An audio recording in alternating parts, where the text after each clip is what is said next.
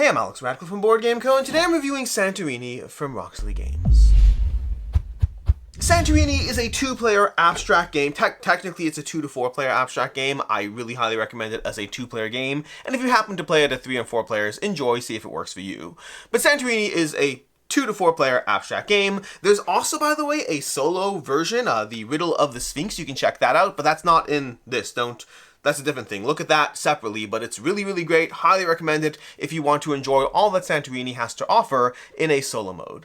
But with that said, this is the Santorini from Roxley Games. This is the newer version of it, which is a good time to go ahead and review it because as much as this has been in my top games for a very, very, very, very, very long time, I've never actually reviewed Santorini. So, today's a perfect time to review it. And spoiler, you know that I like it because I've had it for a very long time. I actually backed the original Kickstarter for Santorini. I backed it before I went down the crowdfunding rabbit hole, and I was like, that's a lot of money for a game. Will I actually play it? And it's been in my collection ever since. In fact, actually, now that I think about it, technically I have the original still in my collection, so I now have 2 versions of Santorini.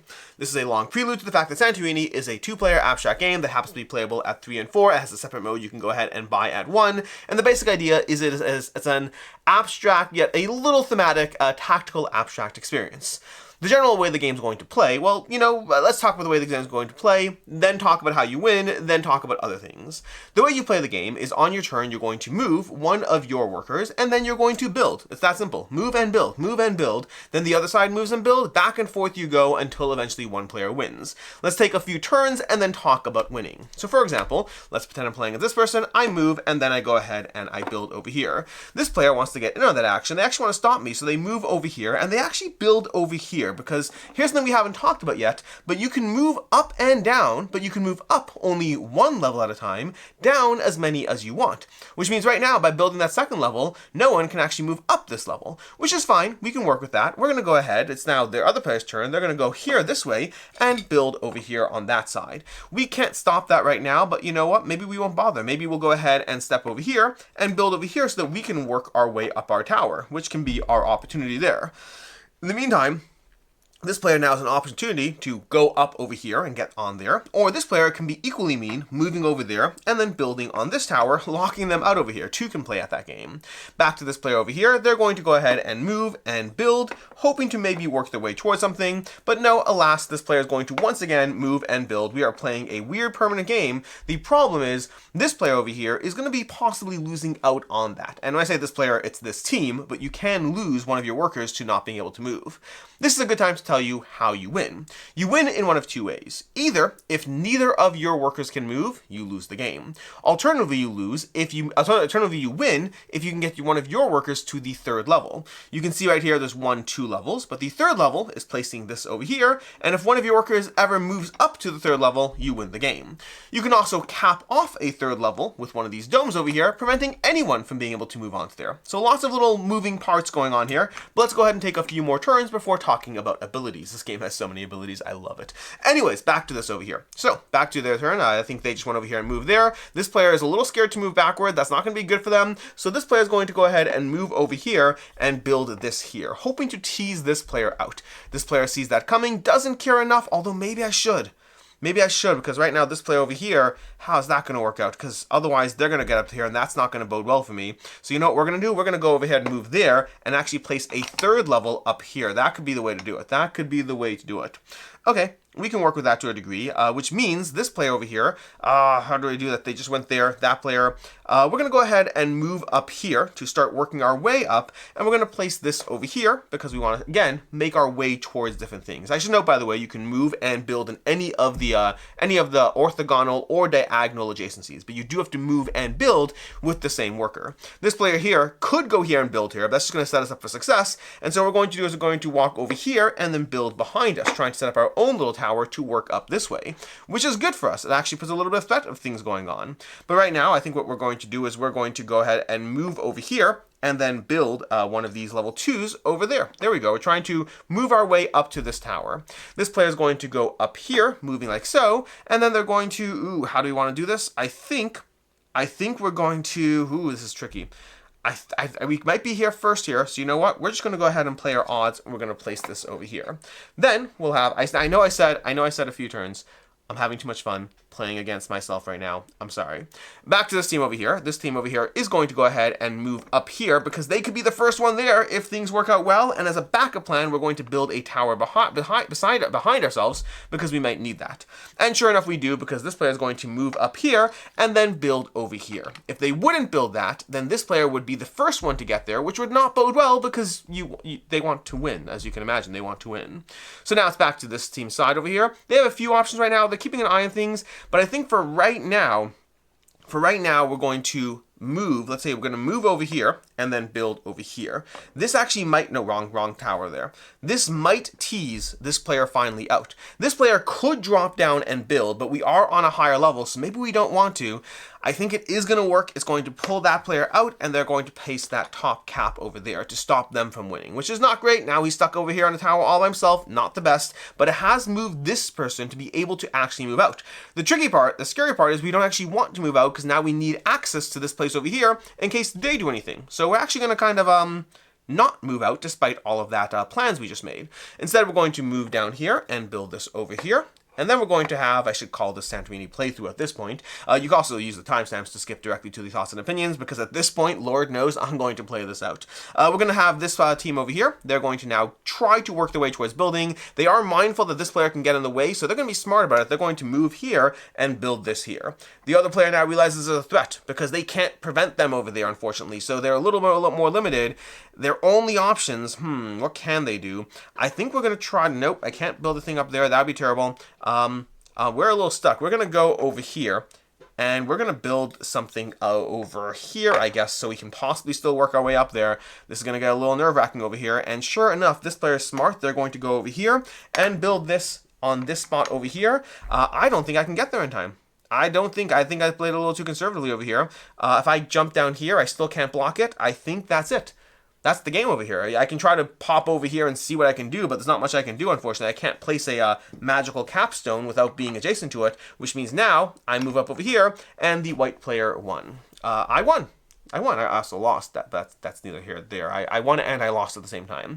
Anyways, that's kind of how you play Santorini. Except there's powers and abilities. There's a whole deck full of powers and abilities over here. This whole smorgasbord of cards over here, by the way, fun thing about the new edition over here, they have all the abilities are written on the back. No more referencing the rulebook every single time you play the game, because I do not think the iconography is clear. At best, it's a decent reminder if you know the ability. And the original Santorini, I always have to reference the iconography. The new Santorini, I still have to reference, but this time I just flip the card over as opposed to having to check the rulebook every single time.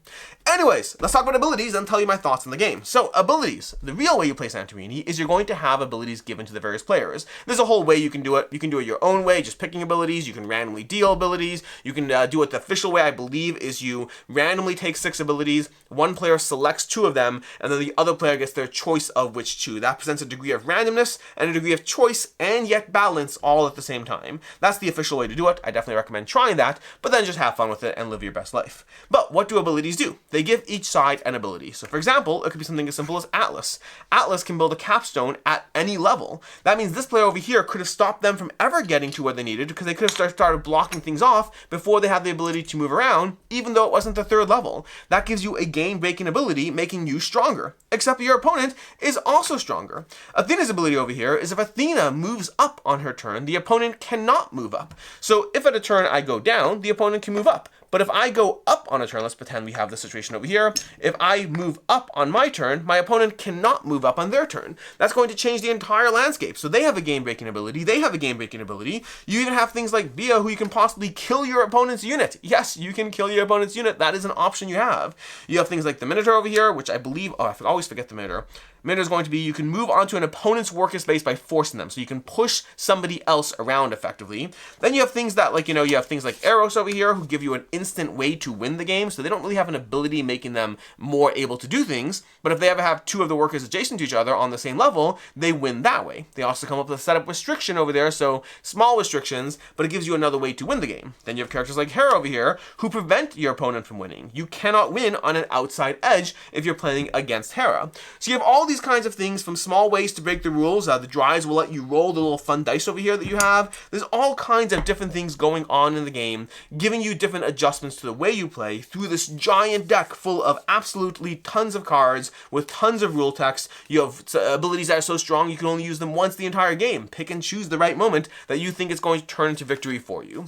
And that is basically how you play Santorini. The last thing to note is there is a 3-player mode, there is a 4-player mode, and there is another mode as well, which I forget the name of it. It is called the Agora. The Agora is another mode as well. Honestly, don't bother touching the Agora until you've played it a few times because it adds some stuff to it, but nothing too crazy, and the base game is pretty straightforward, and honestly, you can play it for a while because I got this game when it originally came out, and I've mostly just played the base 2-player version. Anyways, let's go ahead and dive into my review of Santorini, of what I like, don't like, and can see others not liking, starting off with what I like. In general, the art, the components, all of this stuff, the table presence for this game is fantastic. Look at this thing. It's from the top shot, the front shot. This looks like a fun thing to build, and it is a fun thing to build. My kids have literally sat there playing with the pieces at times. I've sat there and just wanted to play out this game because it's fun to watch it develop. The art is fantastic. The components are great. You got this nice little premium board over here. Everything here from a pure component standpoint is excellent. The gameplay is simple and yet engaging. I played an entire game without abilities because the game is good enough to stand on its own. It doesn't need the abilities. The abilities just make it so that every game you play is a little bit different. It adds that little spice of variety that can make diving into a game again and again and again so satisfying. But the base gameplay is very tactical. It's one of those chess-like games where it's like a minute to learn, a lifetime to master, but that's very much true with the way Santorini plays as far as the moving, the blocking, the adjusting, the way you have to think 3 moves ahead because otherwise you're just going to block me, I'm going to block you, and it's going to go back and forth forever. But if you think 3 moves ahead, if you set yourself up for success, and then as you add the abilities, when you take advantage of your abilities, whether they are ways to win, 1 time per game, whether they are things that constantly give you a little adjustment to how you play, take advantage of your abilities, play to your strength, and play to your opponent's weaknesses as much as you possibly can. It is such a clean, simple, the game teaches in 2 minutes, plays in often 20 minutes. Usually you're done in 20 minutes. I just won a game in 6 minutes. That's a very short game against myself. But you really do have games, I would say a typical game of Santorini is in the 5 to 20 minute range. Sometimes it's less than 5 minutes, very rarely. Sometimes it's more than 20 minutes, also very, very rarely. And the sheer amount of variety of gameplay you have because of the abilities, it's just so simple, so clean, and yet so fun. As far as things I don't like in the game, first of all, you can get a little bit into stalemates, especially with 2 players who really know what they're doing. As much as you do want to think 3 moves ahead, if both you and your opponent are both thinking 3 moves ahead, it's one of those games that you can have those games that drag a little bit as you play this back and forth with no player ever really gaining an edge. To me, I like the ability part of Santorini because the abilities and the fact that the abilities are always shifting and different every single time you play, or at least the combination of abilities, that means that very often someone manages to sneak something in, and sneaking something in is the fun part. You're both playing this game of chess, well, Santorini, not chess. You're both playing this game of Santorini, and then someone sees an opportunity that the other person doesn't, and that's how the win happens in usually less than 20 minutes. But sometimes you have games that will drag out and forth and back and forth until the entire landscape is riddled with blocks, and it really seems to be taking way too long to actually finish it. It's rare, but it does happen. And then lastly, I'll say that this was a bigger complaint with the original edition. It's still present here. I do find that the iconography serves as a reminder at best, which means if you aren't playing this game often, you will have to frequently look at the back. I've played Santorini dozens and dozens of times, and I would say maybe half the characters I know at a glance, and I'm like, oh, that's right, it's Zeus. And then the rest of the time, I'm like, and maybe half, maybe a third of the characters I know at a glance, and the rest of them I have to look at it and be like, oh yeah, that's right, that's how the Minotaur moves. So you have that aspect of the game. Again, that is significantly lessened as far as how much of an issue it is when the rules are on the back of the card that you're holding versus the original Santorini where they were in a rule book and you had to reference them, and also that often meant less text. There's a little bit more room to be a little bit more text verbose on these cards. So those are the things I don't like, but still an improvement over the first edition. As far as I can see others not liking, mismatched matchups, I guess. I don't have a lot. If you don't like an abstract game, that's definitely going to be a factor for sure. This is very much at its core an abstract game. Yes, there are abilities that add variety, but also to a certain extent that can mean if you really like abstract games, this adds something you might not like. Although that's not a good answer because you could just play it as a pure abstract game. I think the biggest complaint would be just not liking the god you got or assigned. And again, the official rules kind of account for that based on the way you have a random distribution, then one player selects 2 and the other player chooses one of those 2. So you get to create the matchups to a certain extent. But but not all gods are created equal in this game, and some gods will be a little less fun. So that's like the biggest thing I can think of as far as something that might not work for you.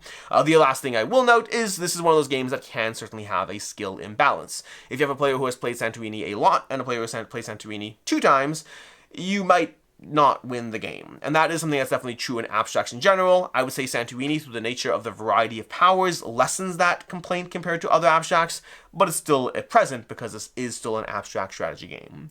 As far as final thoughts on Santorini, I love it. I love this game. I backed this game when it first came out. I have had it in my collection ever since. I think this new version is a good step forward. Nothing essential. Like, if you have your original edition, you're fine. The biggest quality of life difference is going to be, like, I think there was some god balancing and things like that. There might be some component differences. I can't say I noticed them.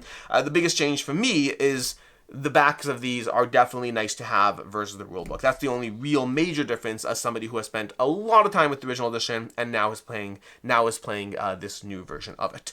But yeah, it should be pretty clear. I like this game. It's a 4.5 out of 5. I think it's so clean, so easy to table. There's a reason it has been in my collection as long as it has, and I don't anticipate it going anywhere anytime soon. As far as other game recommendations, I'll give 3. First of all, I'll say Riddle the Sphinx. Check out Riddle the Sphinx if you like Santorini. It is basically a single-player set of challenges and puzzles. I had a chance to play it during the prototype phase, have not played it since then, but I thought it was fantastic. I thought it really did a good job of giving you the puzzle Santorini, but shifting to a new medium or way of engaging with it. And then as far as other abstract games, definitely check out Tak, one of my favorite abstract games, very much a totally clean abstract. And then also check out Mythic Mischief if you want my other favorite thematic abstract, where you have different factions and abilities around a core set of rules. In any case, then until next time, I'm Alex Radcliffe from Board Game Co. I hope you found this video helpful, and as always, I hope you have a good one.